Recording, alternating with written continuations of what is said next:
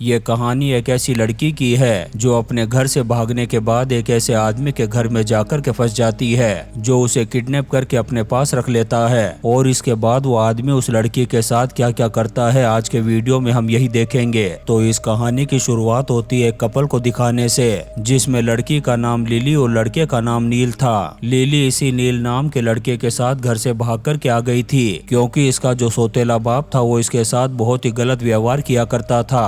अब ये दोनों भाग कर के जंगल में काफी दूर तक आ गए थे और ऐसे ही चलते चलते काफी थक भी चुके थे, इसलिए ये दोनों एक जगह रुक कर के टेंट लगाने का फैसला करते हैं। इसके बाद लिली अपना फोन निकालती है ताकि अपनी मॉम को कॉल करके बता सके कि वो बिल्कुल ठीक है, लेकिन नील उसे ऐसा करने से मना कर देता है। वो लिली से कहता है कि अगर तुमने अपने फोन को ऑन किया तो तुम्हारे बाप को हमारी लोकेशन के बारे में पता चल जाएगा। खैर अब ये इसके बाद टेंट लगाने लगते हैं। फिर टेंट लगाने के बाद जब ये सो रहे होते हैं तभी लिली को अपने बाप के बुरे सपने आने लगते हैं जो कि उसे अक्सर आया करते थे। इसके बाद जब लिली की आंख खुलती है तो उसे नील कहीं भी नजर नहीं आता। इससे वो परेशान हो जाती है और इससे भी बुरी बात तो ये थी कि उसका फोन भी नील के पास ही था। अब वो ये सोच कर के वापस हो जाती है कि वो कहीं अपनी टंकी खाली करने के लिए गया होगा, लेकिन सुबह होने के बाद भी जब नील नहीं आता तब वो निकल पड़ती है उसे ढूंढने के लिए। वो जोर जोर से उसे आवाजें लगाती है लेकिन वो उसे कहीं भी नजर नहीं आता।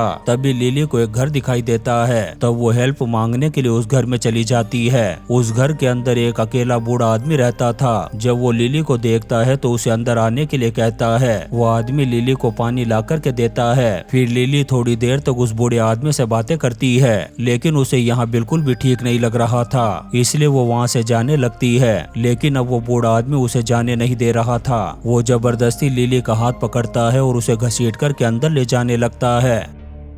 वो उससे कहता है कि तुम यहाँ से अब ऐसे ही नहीं जा सकती। ये सुनकर के लिली बुरी तरह से डर जाती है। उसे कुछ भी समझ में नहीं आता कि आखिर ये बूढ़ा आदमी उसके साथ ऐसा क्यों कर रहा है। अब वो बूढ़ा आदमी लिली को अपने घर के बेसमेंट में ले जाकर के बंद कर देता है। बेसमेंट में लिली को बहुत सारी अजीबोगरीब चीजें नजर आती है। यहीं पर उसे एक मिसिंग लड़की की न्यूज की कटिंग भी दिखाई देती है। खैर अगले दिन वो आदमी लिली के लिए खाना लेकर के आता है। तब लिली उसे कहती है कि प्लीज मुझे जाने दो। तब वो आदमी कहता है सॉरी मैं तुम्हें यहाँ से जाने नहीं दे सकता। ये सुनकर के लिली और भी ज्यादा घबरा जाती है। लिली को कुछ भी समझ में नहीं आ रहा था कि आखिर ये आदमी चाहता क्या है। दरअसल ये आदमी जिसका नाम इवान है, कैथरीन नाम की इसकी एक बेटी हुआ करती थी। इवान चाहता था कि उसकी बेटी स्पोर्ट में काफी आगे बढ़े, इसलिए वो उसकी बहुत ज्यादा हेल्प भी किया करता था। लेकिन एक बार इवान की वाइफ यानी कैथरीन की मॉम का एक्सीडेंट हो गया था। तब कैथरीन गुस्से में आकर के घर छोड़ कर के चली गई, जिसके बाद से ही इवान का दिमाग खराब हो गया और वो काफी डिस्टर्ब रहने लगा।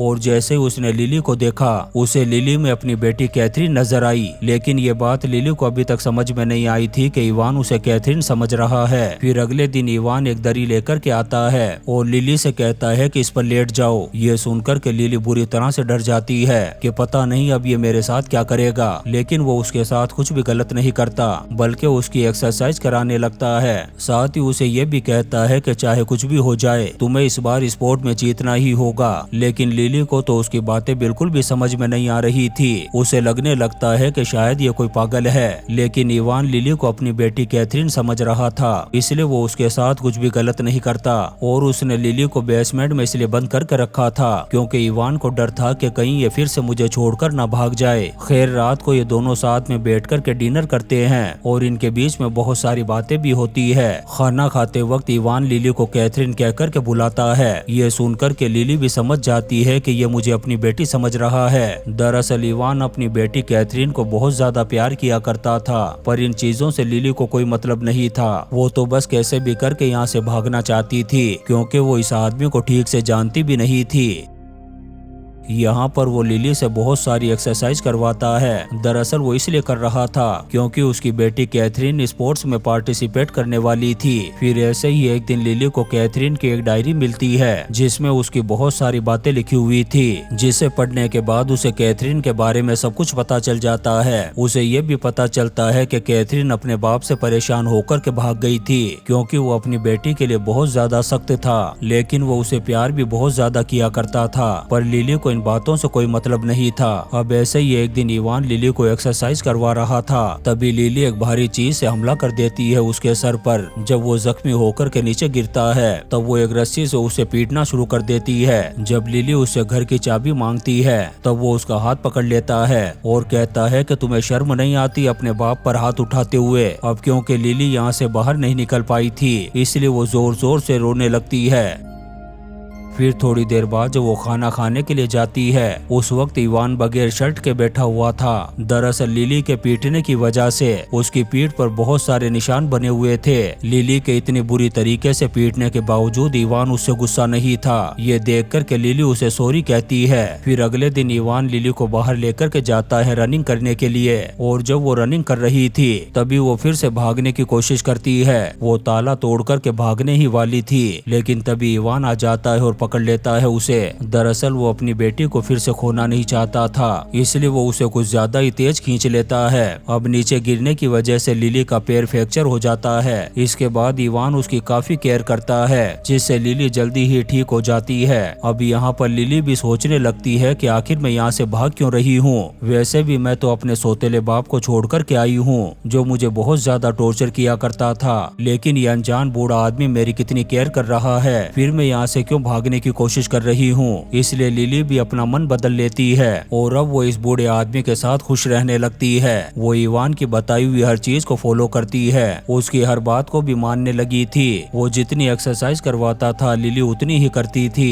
क्योंकि उसके कंपटीशन में अब ज्यादा दिन नहीं बचे थे। ऐसे ही काफी दिन बीत जाते हैं और ये दोनों एक दूसरे के साथ बहुत खुशी खुशी रह रहे थे। लिली का भी अब मन लगने लगा था और जल्दी ही इवान की बेटी कैथरीन का बर्थडे भी आने वाला था, लेकिन इस बारे में लिली को बिल्कुल भी पता नहीं होता। जब इवान उसे सरप्राइज देता है तब उसे पता चलता है। इवान बर्थडे में लिली को फोन गिफ्ट करता है। जब उसे फोन मिलता है तो वो सबसे पहले अपने बॉयफ्रेंड नील के नंबर को डायल करती है। फिर जब इवान मार्केट से वापस अपने घर आता है तो घर के बाहर उसे उसकी असली बेटी कैथरीन मिलती है। इवान जब कैथरीन को देखता है तो एकदम नॉर्मल रिएक्ट करता है। ये देख कर के कैथरीन को गुस्सा आ जाता है कि मैं इतने टाइम बाद आई हूँ फिर भी मेरे डेट को कोई खुशी नहीं हुई। इन्होंने सीधा मुझसे घर चलने के लिए कहा, ये तक नहीं पूछा कि मैं ठीक भी हूँ या नहीं। आखिर मैं इतने टाइम तक थी कहाँ और कैसे रहती थी। अब क्योंकि इवान को कैथरीन और लिली में कोई फर्क नजर नहीं आ रहा था क्योंकि उसका दिमागी संतुलन ठीक नहीं था, इसीलिए उसे वो दोनों ही एक जैसी लग रही थी।